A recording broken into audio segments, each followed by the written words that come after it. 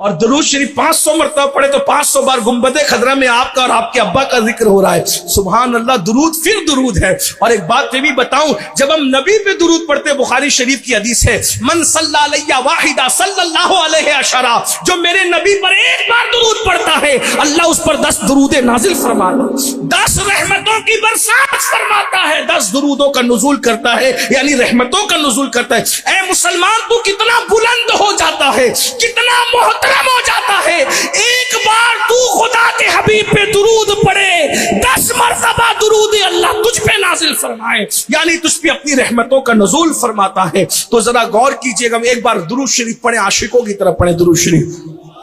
اللہ رب محمد صلی اللہ علیہ وسلم نحن عباد محمد صلی اللہ علیہ وسلم وعلى ذوی وآلہ ابد الدہور وکرما صلاۃ و سلام علیک یا سیدی یا جد الحسن والحسین. تو ایک بار حضور کی بارگاہ میں ضرور جانا, کیونکہ آپ کوئی عبادت کر لیں آپ کو ثواب ملے گا, لیکن حضور کی بارگاہ میں جاؤ گے تو شفاعت کی خیرات ملے گی. من زار قبری وجبت له شفاعتی. تو حضور پہ درود پڑھو, جلدی بلاوا آئے گا. اور اس پر میں آپ کے سامنے عرض کر رہا تھا کیا کہ روایتوں میں آتا ہے کہ بہت پرانی بات نہیں, چند صدیوں پرانی بات ہے کہ ایک سنگ تراش تھا, گجرات میں رہتا تھا, اور اس کی عادت تھی کہ سنگ تراش, پتھر تراشنے سے پہلے وہ دلائل الخیرات شریف کا ایک باب پڑھتا تھا. جو دلائل الخیرات شریف ہے, بعض صوفیہ نے اس کو 7 حصے کیے, بعض نے اس کے 8 حصے کیے. ہر دن پیر منگل بدھ ایسے الگ الگ ہے. اگر اللہ توفیق دے تو روزانہ پڑھ لیا کرو, 10 منٹ لگتے ہیں, بلکہ اگر آپ روزانہ پڑھیں گے تو 7 منٹ میں بھی لوگ ختم کر لیتے ہیں ایک باب. کتنا ٹائم لگتا ہے. ایسے ایسے پیارے پیارے صیغے ہیں, اور وہ درود کی مقبول کتاب ہے. لوگ اس کو پڑھتے پڑھتے ولی بن گئے.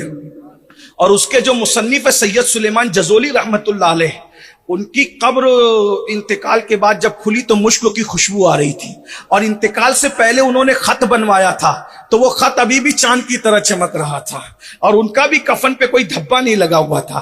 آج بھی ان کے مزار پر لوگ بیٹھ کر کے دلائل الخیرات ہی پڑھتے ہیں.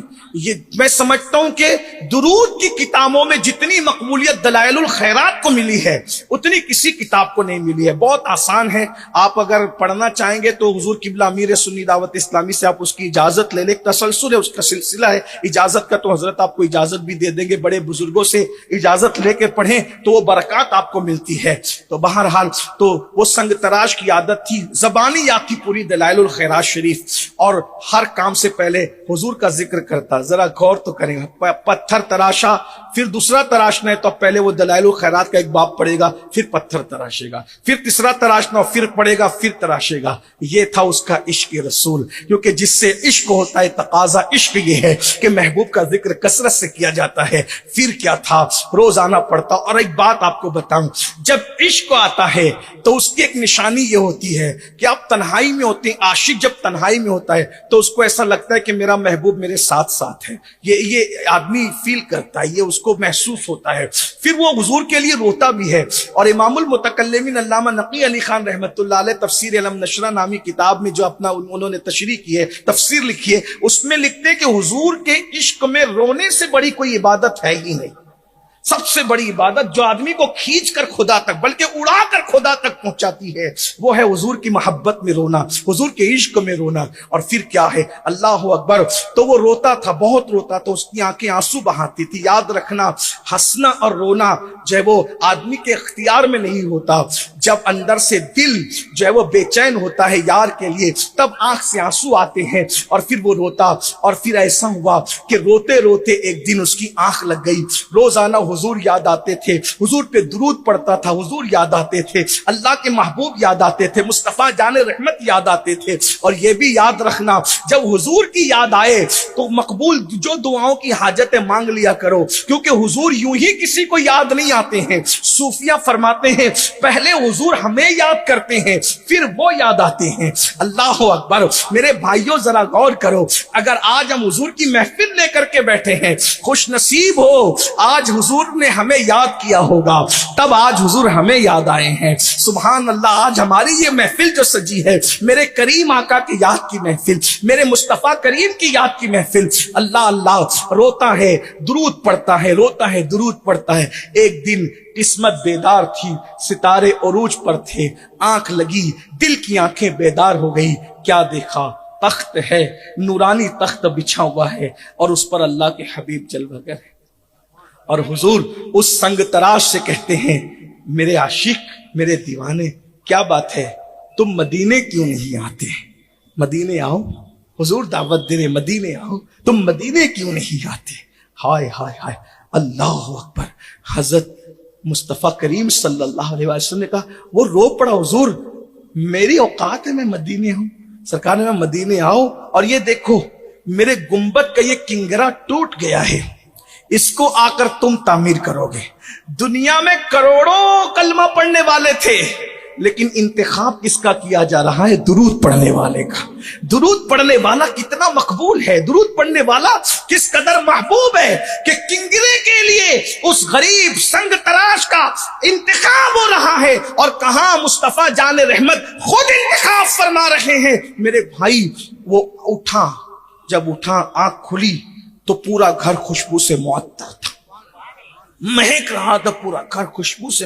حضور کی آمد کی ایک نشانی ہے. حضور کو کوئی خواب میں دیکھتا ہے تو گھر اس کا مہک, یوں بھی مہک, خواب میں بھی آتے ہیں تو مہکا دیتے ہیں. سبحان. جب خواب کی مہک کا یہ عالم ہے تو حقیقتوں کی مہک کا عالم کیا ہوگا؟ کیا مہکتے ہیں مہکنے والے, بو پہ چلتے ہیں بھٹکنے والے, اور وہی دھوم ان کی ہے ماشاء اللہ, مٹ گئے آپ مٹانے والے. اور کہتے ہیں یا رسول اللہ, کہتے ہیں کہ امام اہل سنت نے حضور کی خوشبو کا تذکرہ کیا ہے. فرماتے ہیں کہ کیسے پھولوں میں بسائے ہیں تمہارے گیسوں, کیسے پھولوں میں بسائے, بھینی خوشبو سے مہک جاتی ہے گلیاں واللہ, کیسے پھولوں میں بسائے ہیں تمہارے گیسو. تو حضور کی مہک سے پورا گھر معطر تھا. خواب میں رو رہا تھا کیسے جاؤں, رو رہا تھا کیسے جاؤں, لیکن دیوانہ تھا, حضور پہ یقین تھا. جھولا اٹھایا, آؤ دیکھا نہ تاؤ دیکھا, اور بندرگاہ کی طرف چل پڑا. جب جیسی بندرگاہ پہ پہنچا, وہ زمانہ ٹکٹ کا زمانہ نہیں تھا اور جو وہ ویزا کا پاسپورٹ کا زمانہ نہیں تھا. ادھر پیسے دو ادھر بیٹھو اور چلو.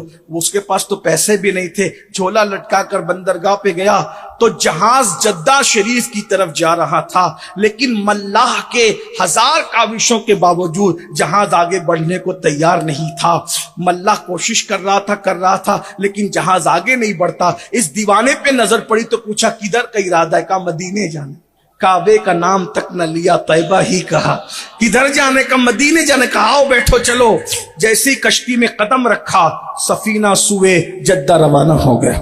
لوگ متاثر ہوئے, اسی کی وجہ سے رکا تھا جہاز, اسی کی وجہ سے رکا تھا. اب اس کے دل میں خیال آ رہے تھے سب کا اپنا اپنا معلم ہے, جدہ پر اتریں گے تو سب کو اس کے معلم لے کر کے جائیں گے, مجھے کون لے کر کے جائے گا؟ لیکن قربان جب وہ بندہ ساحل جدہ پر پہنچا تو سب کے معلم کھڑے ہوئے انتظار کر رہے تھے.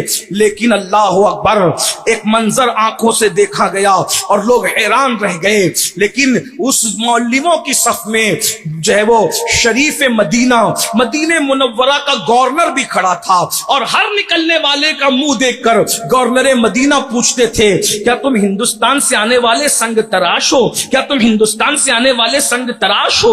اللہ اکبر. جب یہ نکلے سر جھکا کر کہ کدھر جائیں کہاں جائیں, اب تو یہاں مفت میں آ گئے, جدہ سے مدینے مفت میں کیسے جا سکتے ہیں؟ مگر یہ بھی دل کہہ رہا تھا جس نے بلایا ہے انتظام وہ خود ہی کر دیں گے. جیسے ہی مدینے منورہ کے گورنر نے ان سے پوچھا کیا تم ہندوستان سے آنے والے سنگ تراش ہو؟ انہوں نے کہا ہاں, مگر تم کیسے جانتے اور آپ کون ہے, آپ کا تعارف کیا ہے؟ تو کہا کہ میں مدینہ منورہ کا گورنر ہوں, مدینہ شریف کا, اور تم کو لینے آیا ہوں. کہا مجھ غریب کو مدینے کے گورنر نہ مجھ سے اس کو کام کیا ہے اور وہ مجھے کیسے جانتا ہے؟ تو مدینے کے گورنر نے کہا اللہ کے رسول میرے خواب میں آئے تھے اور فرمایا اگر میری مہمانی کرنا چاہتا ہے تو ایک میرا غلام سنگ تراش ہند سے آ رہا ہے, اس کی خدمت کرنا, گویا کہ تو میری مہمانی नबी का शरफ हासिल कर लेगा। आंखों में आंसू थे, आका तुम्हारी अजमतों पे कुर्बान, कुर्बान में उनकी बख्शिश पर मकसद भी ज़बां पर आया नहीं, बिन मांगे दिया और इतना दिया दामन में हमारे समाया नहीं। हैरान थे, किसी को मौलिम लेने आया, किसी को कोई लेने आया, मदीने के गवर्नर को मेरा खादिम बना दिया। वहां पहुंचने के बाद गुस्ल किया, बहुत कहा खा लो पी लो सो जाओ, नहीं कुछ नहीं, जिस मकसद के लिए आए हैं वो मकसद पूरा करेंगे। कहा क्या आपको नहीं पता, अल्लाह के रसूल ने फरमाया कि जो है वो मेरे किंगरे को तामीर करना वो टूट गया, मैं किंगरा तामीर कर रहा हूं। मदीने गवर्नर ने कहा हाँ, इंतजाम किया गया, कमर में रस्सी बांधी गई और अल्लाह अकबर, हजारों कुतुब और अब्दाल जिस गुंबदे खजरा को अदब की वजह से आंख उठाकर देखने की हिम्मत नहीं करते, उस गुंबदे खजरा के करीब उसको चढ़ने का शरफ हासिल हुआ और वो दीवाना चढ़ा और चढ़ने के बाद किंगरे को तामीर किया और तामीर करने के बाद लोग इंतजार कर रहे थे। हुजूर ने जिसको अपना दीवाना और आशिक कहा है वो जैसे किंगरा तामीर करेगा तो हम उसको नीचे बुलाकर उसकी खिदमत करेंगे, मेजबानी करेंगे, मेहमानी का हक अदा करेंगे। लेकिन सब इंतजार में थे और गुंबदे खजरा पर उसका सर ढलक गया। लोग इंतजार करते करते फिर कहते नीचे आओ नीचे आओ नीचे आओ। वो सुनता किसकी है? बिलाखिर दो बंदों को ऊपर चढ़ाकर देखा गया तो उसकी रूह कफस उनसुर से परवास कर चुकी थी। जब तेरी याद में दुनिया से गया है कोई, जान लेने को दुल्हन बन के कजा आती है, उसकी किस्मत पे फिदा तख्ते शही की राहत, खाके तैबा पे जिसे चैन की नींद आई हो। मेरे भाइयों, ये दुरूद पढ़ने वालों की बरकत है। तो आप अंदाजा फरमाए, हुजूर पे दुरूद पढ़ो, बुलावा आएगा और बुलावा आना चाहिए। तो हजरत सैयदना अबू हुरैरा की आदत थी, जब भी कोई मदीने मुनव्वरा में आता तो सरहद पे बैठ के पूछते किस लिए आए? लोग कहते हुजूर की जियारत के लिए। कहा अभी मत जाओ, मेरे पास बैठते। फिर कहते तुम्हें पता है हुजूर कैसे थे? वो कहते नहीं पता, क्योंकि अब सहाबा किराम धीरे धीरे खत्म हो रहे थे ना देखने वाले। तो अबू हुरैरा कहते तुम्हें पता है हुजूर कैसे थे? कहा हमें नहीं पता। कहा बैठो पहले मैं बताऊं हुजूर कैसे थे।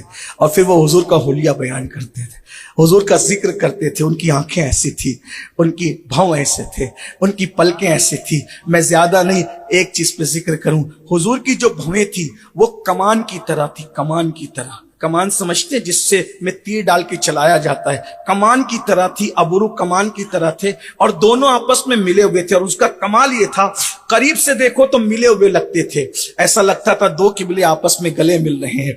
और दूर से देखो तो जुदा जुदा लगते थे। उनके अबरू नहीं दो किबलों की यकजाई है, उनकी जुल्फे नहीं रहमत की घटा छाई है। और उनकी जो पलकें थी वो बिल्कुल बारीक और नुकीली थी और बड़ी थी। ऐसा लगता था जैसे उस कमान के अंदर तीर रखा हुआ हो। इसीलिए बुजुर्गों ने कहा हुजूर का हुस्न तलवार की तरह न था। तवज्जो, हुजूर का हुस्न तलवार की तरह न था, हुजूर का हुस्न तीर और कमान की तरह था।